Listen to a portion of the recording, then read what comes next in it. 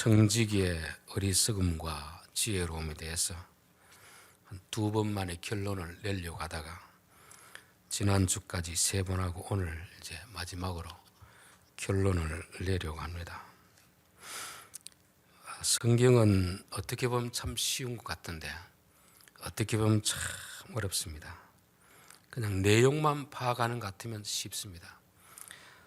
제가 종신 시험을 준비하기 위해서 성경을 읽고 내용 파악하고 암기하고 그렇게 성경을 여러 독 읽으면서 그때 제게 들었던 생각이, 야, 이거 성경 이 정도쯤이야 뭐 쉽다 생각했습니다. 그리고 지금 20년이 지난 지금 봤을 때는 성경은 볼수록 어렵구나 그런 생각이 듭니다. 성경이 쉽다고 생각하는 사람은 아직도 성경을 잘 모르는 사람입니다. 성경을 설교하고 연구하다 보면 야, 이거 참 어렵구나 하는 사람이 이제 성경을 조금 아는 사람이죠. 왜 성경이 어려우냐 하면은 농사 이야기를 하는 것 같은데 농사 이야기 아닙니다. 마시는 물 이야기를 하는 것 같은데 그 물 이야기를 하는 게 아니잖아요. 누룩 이야기하는 것 같은데 떡이 아니고 다른 걸 이야기하고 있거든요. 오늘 여기 보면 두 주인 이야기하고 돈을 이야기하는데 돈 이야기하는 게 아닙니다. 간음에 대해서 이야기하는데 그 육신적인 간음을 이야기하는 것이 아니기 때문에 어려운 것입니다. 그래서 예수님이 씨 뿌린 자의 비유를 하고 나서도 들을 귀 있는 자는 들을지어다. 듣는 사람들은 귀담아 듣고 다 안다고 생각했는데 예수님이 그 뒷꼭지 대놓고 들을 귀 있는 자는 들을지어다. 그 말은 너희들이 듣고 이해한 것은 잘못 알고 있는 것이다. 그렇게 말씀하는 것입니다. 그래서 우리가 성경을 읽을 때는 항상 겸손한 마음으로 내가 깨달은 것이 정말 하나님의 뜻이 맞습니까? 늘 그런 마음으로 읽어야 되는 것이고, 또 하나님은 그 사람의 수준이 초등학교 수준일 때는 초등학교 수준밖에 깨닫게 해주지 않습니다. 중학교 수준이 되면 중학교 수준에서 깨닫게 해주는 것이고, 대학생 수준이 되면 대학생 수준에서 깨닫게 해주는 것입니다. 예전에는 몰랐었는데 이제는 어느 정도 조금 성경을 보다 보니까 목사들의 설교를 들어보면 저분은 초등학교 수준에서 깨닫고 말하는구나. 저분은 대학교 수준에서 깨닫고 말하는구나. 어느 정도 내가 악기를 연주를 잘 못하더라도 사람은 들어보면 저 사람은 초보자인지 숙련자인지 구분할 수 있듯이 설교도 마찬가지입니다. 우리 교인들도 마찬가지죠. 교인들의 수준은 그만큼 안 되더라도 들어보면 저 설교는 어느 정도 수준이구나를 판단할 수 있는 것처럼 우리가 성경을 읽을 때에도 내가 지금 이 설교하는 수준이 초등학교 수준에서 하는 건지 중학교 수준 하는 건지 스스로도 알 수 있을 뿐 아니라 남들도 다 알게 되는 것입니다. 이 지금 청지기 비유는 지금 그 이야기를 하게 된 계기가 뭐라고 했습니까? 청지기 비유를 한 계기는 벌써 몇 주가 지났으니까 다 잊으셨죠? 누가복음 15장을 보겠습니다. 15장 1절 모든 세리와 죄인들이 말씀을 들으러 가까이 나오니 바리새인과 서기관들이 수군거려 이르되 이 사람이 죄인을 영접하고 음식을 같이 먹는다 하더라. 예수께서 그들에게 비유로 이르시되, 예수님 앞에 세리와 죄인들이 말씀을 들으러 왔습니다. 열심히 그들에게 전하고 있는데 옆에 있던 바리새인과 서기관들이 콧방귀를 끼고 있는 거죠. 거의 듣지 않고 그냥 우습게 얘기하는 것입니다. 어떻게 저 죄인들하고 노느냐. 그럴 때 비유로 한 이야기가 15장 3가지 비유, 16장 2가지 비유입니다. 그 중에 우리가 하나 청지기의 어리석음과 지혜로운 것을 통해서 지금 몇 번에 걸쳐서 이야기하고 있는데 다 맥락은 하나입니다. 예수님 앞에 있는 바리새인 서기관들을 두고 이야기하는 거죠. 그래서 이 청지기를 이야기하면서 청지기는 자기 나름대로 주인을 위해 섬긴다고 했는데 주인이 뭘 좋아하는지 모르니까 이 청지기가 주인의 예산을 허랑방탕하게 술 먹고 도박하는 데 쓴 게 아닙니다. 자기 나름대로는 주인을 위해서 쓴다고 썼는데 주인의 뜻을 모르니까 결국은 나중에 해고가 되는 것이고, 해고 통보를 받았을 때 그제야 정신이 번쩍 드는 거죠. 나는 잘한다고 했는데 왜 나를 해고할까? 가만히 생각해 보니까 아하, 주인이 이런 걸 좋아하는구나. 그래서 주인이 원하는 걸 찾아서 하다 보니까 주인이 칭찬하는 것이거든요. 그러면 바리새인과 서기관들도 똑같은 사람들입니다. 우리가 성경을 보면서 자꾸 오해하는 게 뭐냐면, 바리새인 서기관들 그런 이야기를 들으면 여러분 마음속에 어떤 생각이 듭니까? 아주 교회에서 나쁜 사람으로 인식될 수 있겠죠. 그건 설교자에게도 탓이 있습니다. 그 시대 성경이 기록될 때 그 시대 바리새인과 서기관들은 지금 우리가 생각하는 것처럼 그렇게 나쁜 사람이 아닙니다. 유대교에서는 정말 성실한 사람입니다. 신앙생활을 잘하는 사람이죠. 오늘날로 말하면 목사요, 장로요, 권사님 정도 되는 사람입니다. 남들보다 더 열심히 신앙생활하는 그런 사람들을 두고 말하는 것이지, 교회 안에서 악한 일을 행하고 그런 사람을 말하는 것이 아니라는 것을 우리가 1차적으로 이해를 해야 이 본문이 제대로 이해가 되는 것입니다. 자, 오늘 이제 결론적인 내용이 13절이죠. 집 하인이 두 주인을 섬길 수 없나니 혹 이를 미워하고 저를 사랑하거나 혹 이를 중히 여기고 저를 경히 여길 것임이니라. 너희는 하나님과 재물을 겸하여 섬길 수 없느니라. 바리새인들이 이런 돈을 좋아하는 자들이라. 이 모든 것을 듣고 비웃거늘.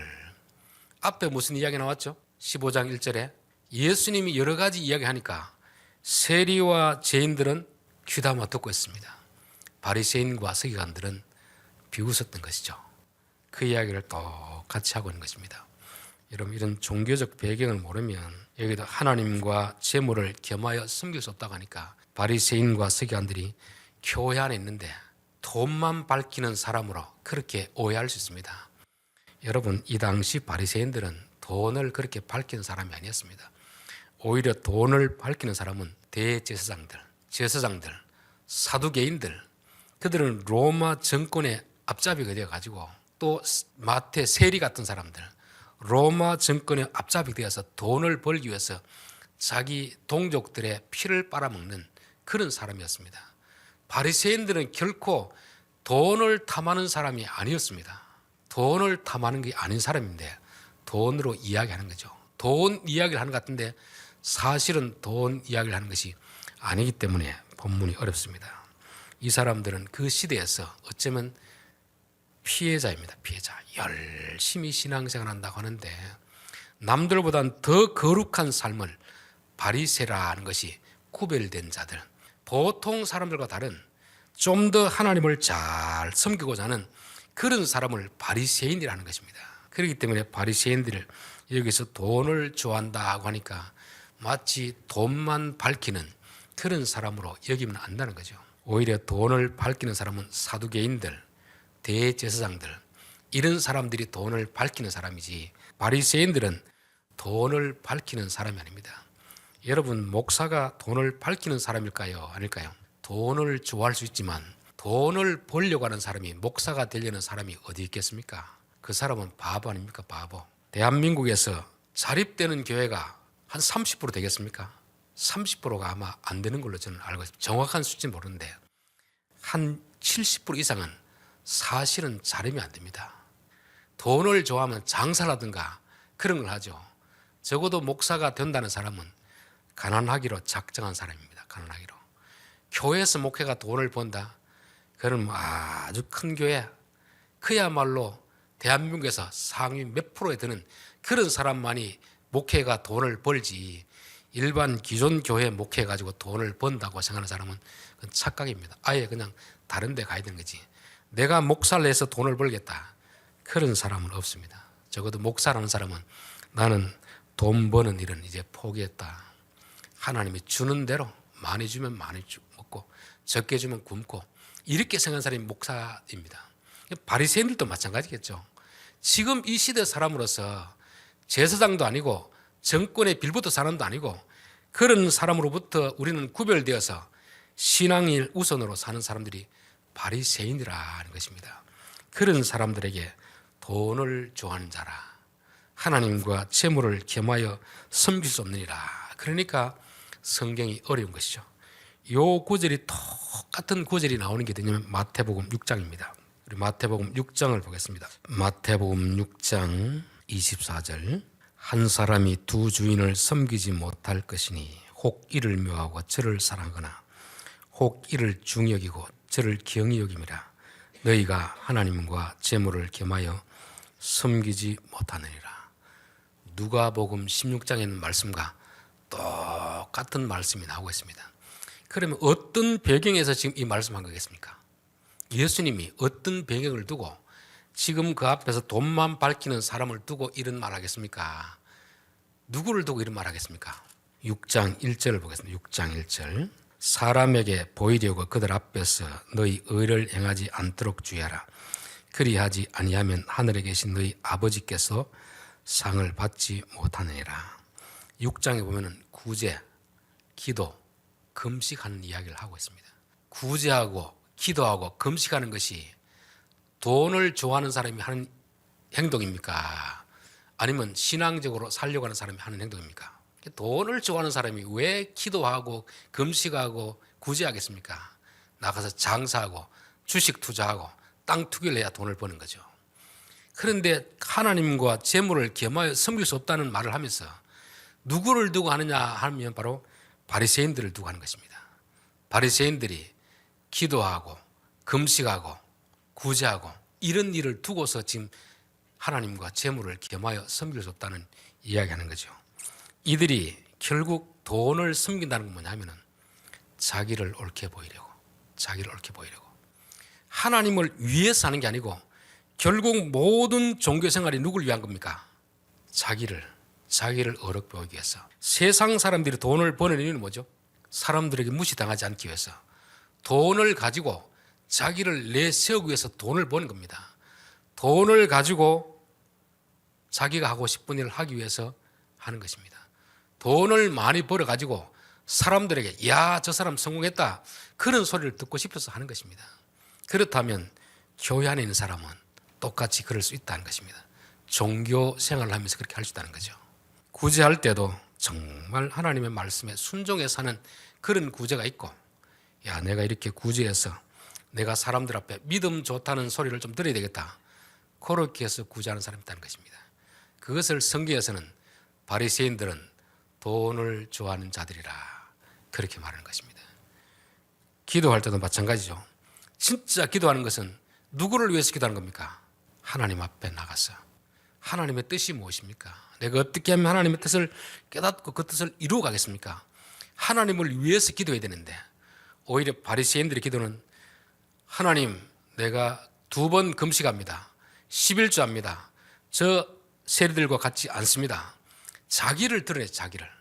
이런 것을 돈을 좋아한다 그렇게 말씀하는 것입니다. 세상 사람들이 돈을 벌어가지고 자기를 자랑하기 위해서, 자기의 성공을 자랑하기 위해서 돈을 벌듯이 이 종교인들이 똑같이 그렇게 하는 거죠. 금식할 때도 왜 금식을 하냐 이 말이죠. 금식할 때 하나님 앞에 나와서 하나님 앞에 기도하기 위해서 하는 금식이 아니고 내가 며칠 금식했다, 이거 과시하기 위해서 하는 거, 과시.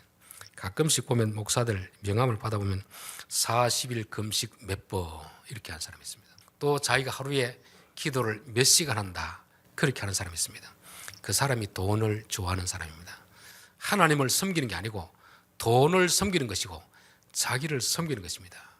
왜냐하면 그 모든 종교 행위가 하나님을 위해서 해야 되는데 자기를 위해서는 자기를 위해서, 자기 의로움을 나타내기 위해서 하기 때문에 그게 바로 성경에서는 하나님과 돈을 겸하여 섬길 수 없느니라, 그것을 지금 말씀하고 있는 것입니다. 성경이 하나님과 재물을 겸하여 섬길 수 없고 바리새인들이 돈을 좋아한다고 할 때는 세상적으로 돈만 아는 그런 몰상식한 사람들이 아니라는 거죠. 종교 행위를 하는데 하나님을 위해서 하는 게 아니고 자기를 위해서 하는 것입니다. 자기를 위해서.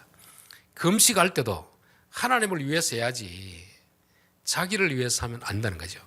제가 21일 금식을 2번 했었는데 한 번은 지동교회에서 와서 했습니다. 2019년인가. 제 나름대로 기도 제목에서 이렇게 하는데요. 반 정도 좀 했을 때 제 마음에 깨달아지는 것이 그 생각이었습니다. 너 지금 누구를 위해서 금식하느냐? 누구를 위해서 금식하느냐? 하나님을 위해서 한다고 말했지만 가만히 생각해 보니까 너가 밥 안 먹는 거하고 하나님과 무슨 상관이 있느냐? 무슨 상관이 있느냐? 가만히 생각해 보니까 내가 밥을 안 먹고 금식을 하는 것은 어쩌면 내 요구가 있는데 그냥 기도하면 안 들어줄 것 같으니까 밥을 안 먹어서 하나님 앞에 좀 땡깡 부리는 그런 쪽으로 하는 건 아닌가 그런 생각이 들면서 그게 나와 무슨 상관이 있느냐. 너가 진짜 하나님을 위해서 금식한다면 그 금식하는 비용을 가난한 사람을 위해서 줘야 그게 하나님 위해서 금식하는 거지. 그런 생각이 퍼뜩 들더라고요. 아, 맞다. 나는 금식하면서 내 요구를 관철하기 위해서 금식을 했구나. 그 생각이 들더라고요. 그래서 한 끼 먹는 비용을 21일간 계산해가지고 보름 정도 했을 때 이 돈을 누구에게 줄까 고민하다가 생각난 분이 있어 두 분에게 나눠줬습니다. 그러고 나니까 마음이 얼마나 편한지 그때 하나님이 그래 이제야 너가 나를 위해서 금식하는구나 그 확신을 받았습니다. 여러분 내가 기도하고 구제하고 금식하는 것이 그 자체가 좋고 나쁜 게 아니고 누구를 위해서 하느냐 누구를 위해서 하나님을 위해서 하느냐 너를 위해서 하느냐 하나님을 위해서 하면 하나님을 섬기는 행위가 되는 것이고 나를 위해서 하면 돈을 섬기는 것이 된다는 것을 말씀하고 있는 것입니다. 우리 사도행전 5장에 보면은 아나니아와 삽비라 이야기 나옵니다. 땅을 팔아서 헌금을 하려고 보니까 이게 아까운 생각이 들거든요.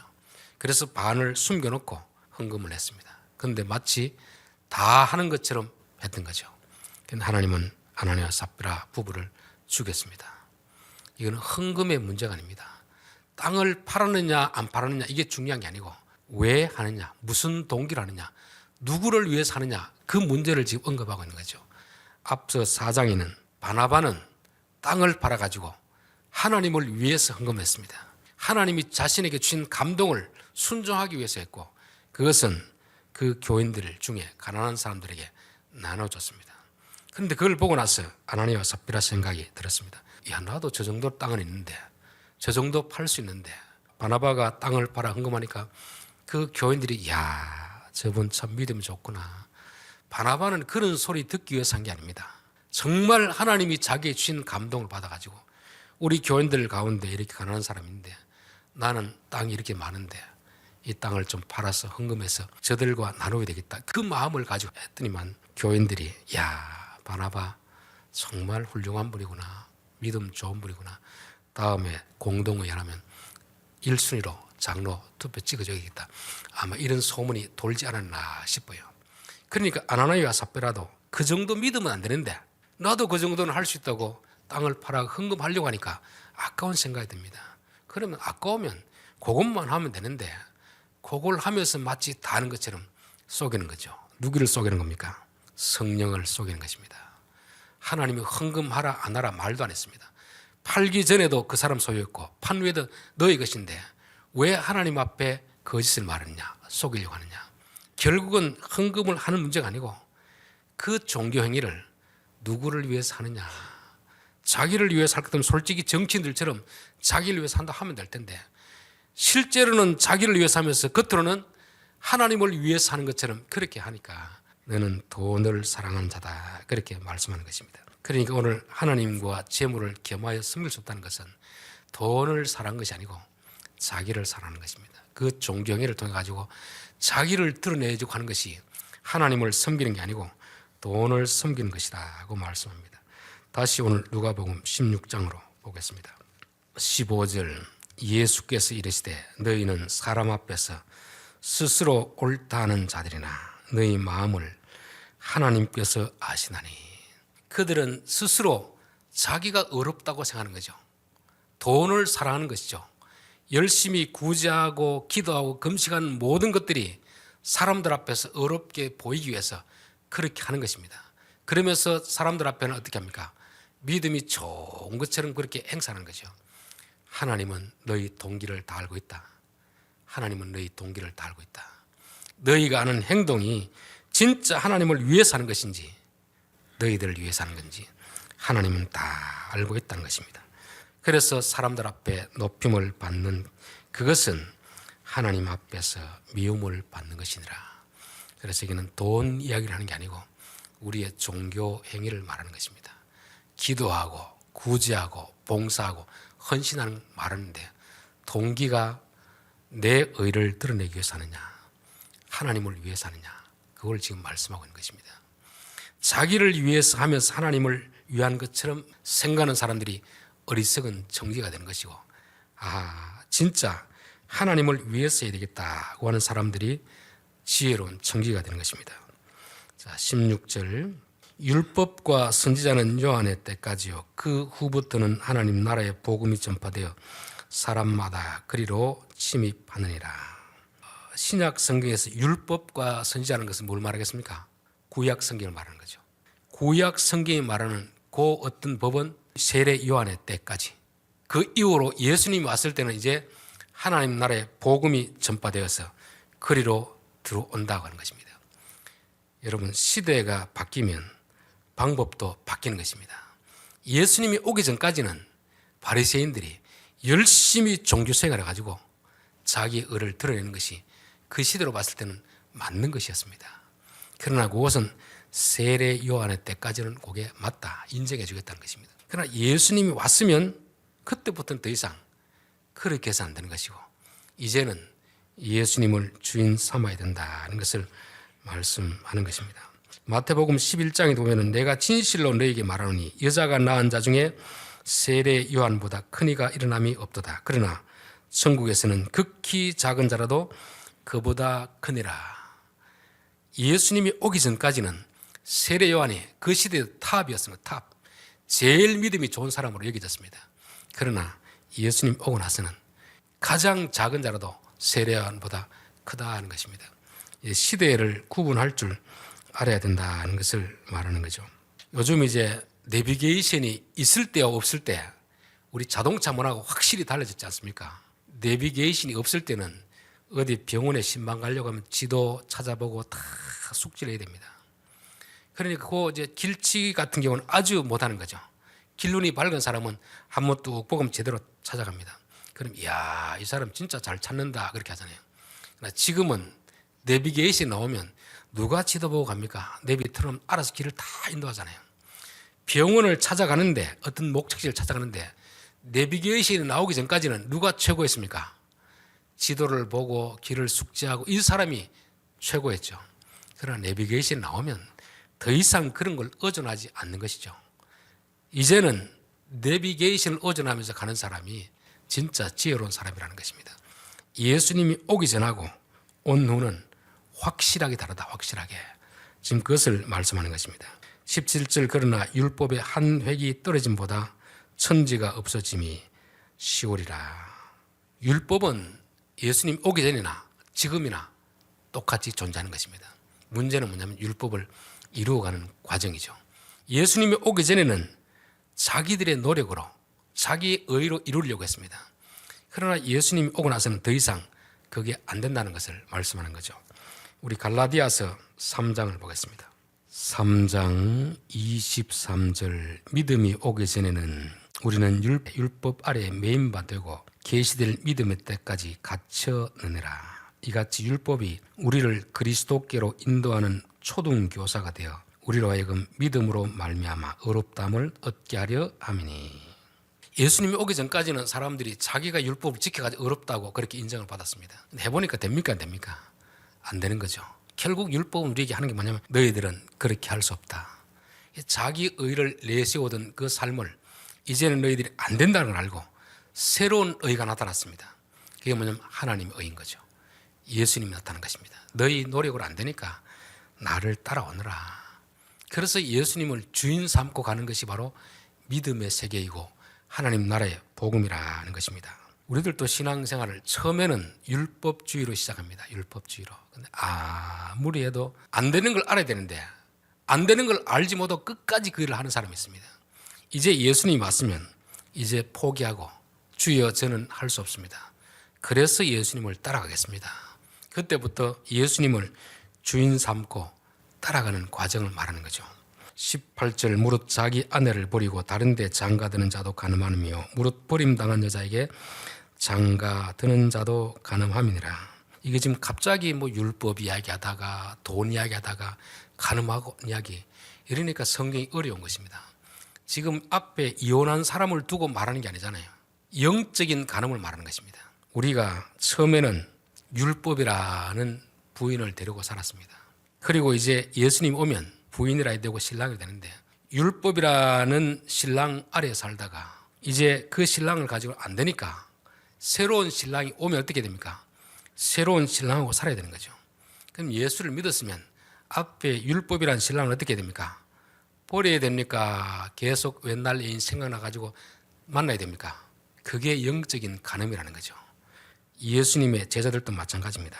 너희들은 예수님이 왔으면 예수님을 신랑으로 모시고 살아야지.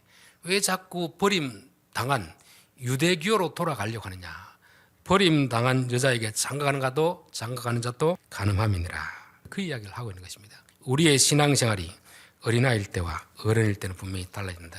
어린아이일 때는 말씀의 본질을 말해주는 게 아니고 껍데기 형식을 말해주는 것입니다. 우리 외전에는 이제 주의를 지킬 때 본질을 모르잖아요. 본질을 모르니까 뭘 가르칩니까? 형식을 가르치는 거 아닙니까? 그래 주일날 돈 쓰면 안 된다, 놀이하면 안 된다, TV 보면 안 된다, 주일날 시험 치면 안 된다, 뭘 하면 안 된다. 이게 결국 뭐냐면은 믿음이 오기 전에 율법입니다. 율법. 그러면 그때는 그렇게 했지만 이제 믿음이 자라나서 예수님이 우리 안에 오면 이제 본질을 따라 살아야 되는데 또 옛날 그 방식대로 살려는 사람이 있습니다. 이게 영적인 간음인 거죠. 영적 간음. 그리고 그 버려진 대로 돌아가지 말라는 것을 말합니다. 결국 그 뜻은 뭐냐면 예수 믿기 전과 믿은 후가 달라야 되지 왜 똑같이 하느냐 하는 것입니다. 여러분 여자들이 결혼하면 주인이 바뀝니까 안 바뀝니까? 결혼하기 전에는 내가 주인으로 살잖아요. 결혼하면 누가 주인으로 바뀌어야 됩니까? 남편을 주인으로 모시고 살아야 되는 거죠.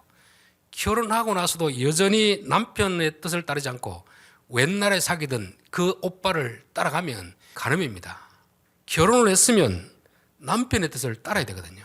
하나님이 여자를 창조할 때 독채하는 것은 보기에 좋지 않으니까 그를 위하여 돕는 배필을 지으리라. 누구를 위해서 돕는 배필을 진다는 겁니까? 남편을 위해서 아내를 짓겠다는 것입니다.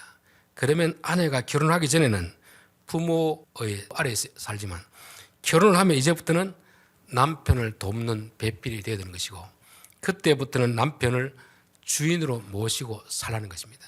이게 교회와 성도의 관계를 말해주는 거죠. 우리가 예수 믿기 전에는 내가 주인으로 윗사람으로 살아가는 것입니다. 그것이 내게 주인이었죠. 그게 돈을 사랑하는 것이었습니다. 그러나 예수를 믿으면 이제는 더 이상 내가 주인이 아니고 신랑 되신 예수님이 주인이고 그분을 위해서 살아가야 된다는 것을 말씀하는 것입니다. 고린도후서 5장을 한번 찾아보고 마치겠습니다. 고린도후서 5장 291페이지 고린도후서 5장 16절 그러므로 우리가 이제부터는 어떤 사람도 육신을 따라 알지 아니하노라. 비록 우리가 그리스도도 육신을 따라 알았으나 이제부터는 그같이 알지 아니하노라. 육신이라는 것은 예수 믿기 전에 타락한 본성을 따라 사람을 판단하는 것입니다. 왜 그러냐면 15절 때문에 그런 거죠. 그가 모든 사람을 대신하여 죽으심은 살아있는 자들로 하여금 다시는 그들 자신을 위하여 살지 않고 오직 그들을 대신하여 죽었다가 다시 살아나신 이를 위하여 살게 하려 함이라. 신랑 되신 예수님이 우리를 위해서 죽으신 이유는 우리로 하여금 더 이상 너 자신을 위해 살지 마라. 너가 주인 행세하던 그 윗사람으로 살지 말고 이제는 신랑을 내 주인으로 모시고 살아라. 그거 하기 위해서 구원해 준 겁니다. 구원해주고 마음대로 살아가는 게 아니고 주인을 바꿔라. 그전에는 너가 주인이고 돈이 주인이고 자기 의를 나타내는 게 주인이었지만 이제는 예수님이 주인 되게 해라. 일하는 것도 종교 행위하는 것도 내가 하나님을 위해 사는지 나를 위해 사는지 두 가지를 위해 동시에 할 수 없습니다. 기도를 하더라도 하나님을 위해서 해야 되고 구제를 하더라도 하나님을 위해서 해야 되고 금식을 하더라도 하나님을 위해서 해야지.